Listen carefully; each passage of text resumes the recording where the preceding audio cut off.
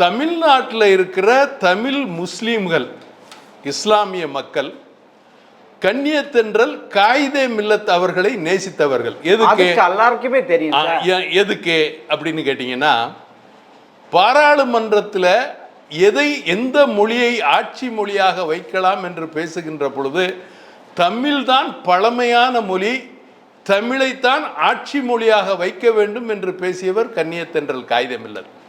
இங்கே எங்களுடைய உறவு தமிழகத்தில் எப்படி இருக்கு அப்படின்னு கேட்டால், மாமன் மச்சான் சித்தப்பு பெரியப்பு அண்ணன் தம்பிகளாக தமிழர்களாக நாம் வாழ்ந்து கொண்டிருக்கோம்.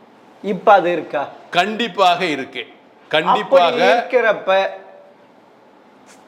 சமீப காலமாக அதிமுகவுக்கு சிறுபான்மைய ஓட்டுகள் பெருசா வரலையே. அது 2021 வரலன்றதுனால தோத்து போயிட்டு கவலைப்படுறாரு எடப்பாடி.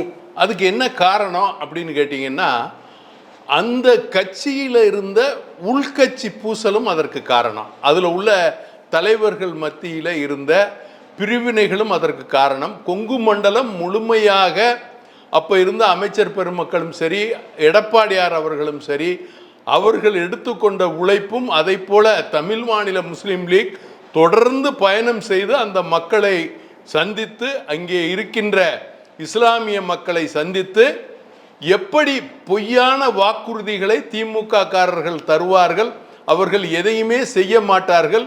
திமுக ஆட்சி காலத்தில் தான் இஸ்லாமியர்களை தீவிரவாதிகளாக சித்தரித்தார்கள். ஆகவே அவர்களுக்கு வாக்களிக்க வேண்டாம். அவர்களுக்கு வாக்களித்ததின் பலனாக 162 பேர் இன்று வரை ஜெயில்களிலே வாடுகிறார்கள்.